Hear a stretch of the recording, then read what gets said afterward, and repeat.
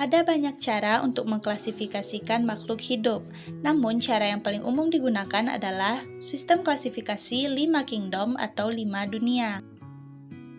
Kelima kingdom tersebut adalah kingdom Animalia atau dunia hewan, kingdom Plantae atau dunia tumbuhan, kingdom Fungi, kingdom Monera, dan yang terakhir kingdom Protista.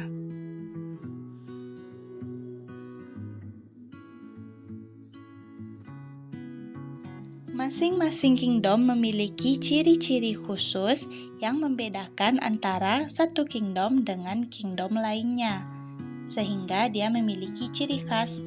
Mari kita bahas satu persatu. Kita mulai dari kingdom pertama, kingdom Animalia. Kingdom Animalia atau disebut juga dengan dunia hewan memiliki spesies yang sangat banyak. Tahukah kamu, secara biologi, manusia digolongkan ke dalam kingdom Animalia.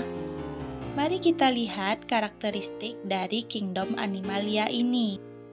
Kingdom Animalia terdiri dari banyak sel atau disebut dengan multiseluler. Semua kingdom Animalia bersifat heterotrof. Heterotrof artinya makhluk hidup yang bergantung pada organisme lain untuk mendapatkan nutrisi yang mereka butuhkan untuk bertahan hidup. Karakter selanjutnya adalah kingdom ini dapat bergerak secara aktif. Mari kita simpulkan karakteristik dari kingdom Animalia atau dunia hewan.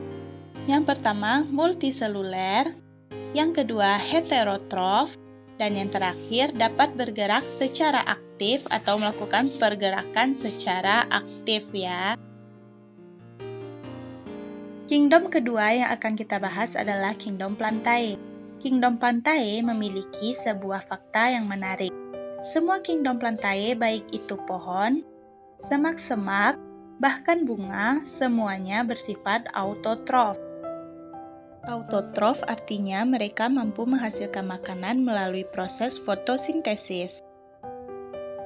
Kingdom Plantae juga bersifat multiseluler, artinya tubuhnya terdiri dari banyak sel, atau lebih dari satu sel. Tidak seperti kingdom Animalia, kingdom Plantae tidak dapat bergerak secara aktif. Mari kita simpulkan.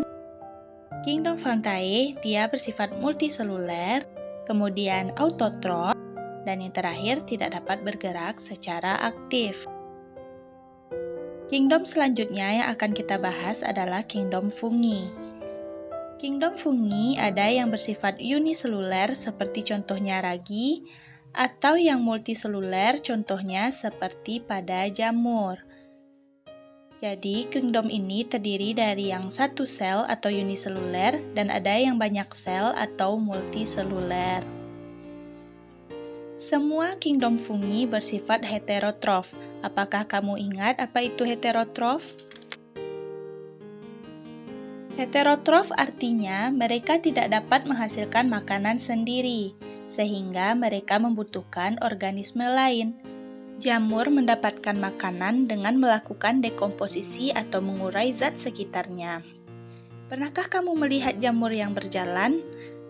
Tentu saja tidak, karena jamur tidak dapat bergerak secara aktif. Kesimpulannya, jamur bersifat uniseluler dan multiseluler.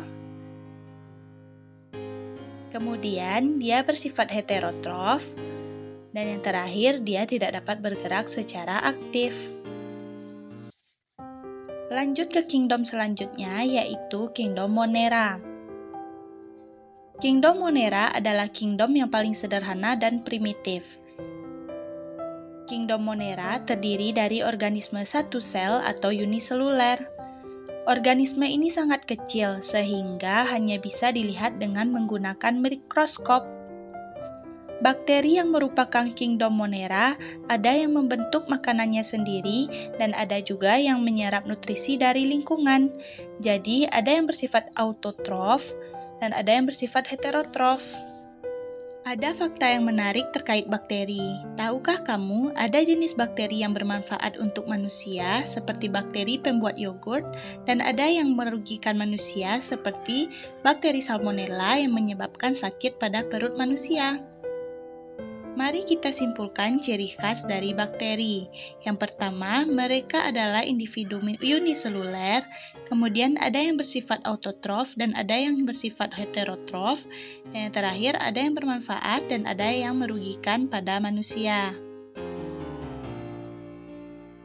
Kingdom terakhir yang akan kita bahas adalah kingdom protista. Kingdom protista ada dua jenis, yaitu protozoa dan alga. Protozoa artinya adalah protista mirip hewan, sedangkan alga adalah protista mirip tumbuhan. Ada yang uniseluler seperti contohnya protozoa, dan ada yang multiseluler contohnya pada alga. Kingdom ini ada yang bersifat heterotrof, contohnya adalah amuba yang termasuk protozoa, dan juga ada yang bersifat autotrof seperti alga yang mampu menghasilkan makanan sendiri melalui proses fotosintesis. Kesimpulannya, kingdom protista ada yang uniseluler dan ada yang multiseluler. Kemudian, ada yang bersifat autotrof dan ada yang bersifat heterotrof. Di dalam Al-Quran, Surah Al-An'am ayat 141 yang artinya berbunyi, "Dan dialah Allah yang menjadikan tanaman yang merambat dan tidak merambat, pohon kurma, tanaman yang beraneka ragam rasanya, zaitun dan delima yang serupa bentuk dan warnanya namun tidak serupa rasanya. Makanlah buahnya apabila ia berbuah dan berikanlah haknya zakatnya pada waktu memetik hasilnya. Tapi janganlah berlebih-lebihan, sesungguhnya Allah tidak menyukai orang-orang yang berlebihan." Dari ayat ini, kita bisa melihat kebesaran Allah yang menciptakan makhluk hidup dengan beraneka ragam bentuk dan rasanya. Coba kita amati makanan kita, betapa besar kuasa Allah yang telah berkuasa menumbuhkan dan mencukupkan nutrisi kita semua. Sudahkah kita bersyukur atas setiap makanan yang beraneka ragam yang telah Allah berikan? Di ayat ini, Allah juga jelaskan, janganlah melupakan untuk berzakat, dan janganlah menjadi orang yang berlebih-lebihan dalam segala hal, termasuk makan. Walaupun Allah menciptakan berbagai jenis makhluk untuk kenyamanan manusia, baik untuk dikonsumsi maupun untuk digunakan, namun Allah kembali mengingatkan jangan menjadi orang yang berlebih-lebihan dan melampaui batas dalam penggunaannya. Semoga ilmu yang Allah titipkan menjadikan kita semakin dekat dengannya dan juga menjadikan kita bisa selalu mengingat kebesarannya, sehingga ilmu yang kita dapatkan bisa menjadi ilmu yang berkah dan membawa banyak kebaikan. Assalamualaikum warahmatullahi wabarakatuh.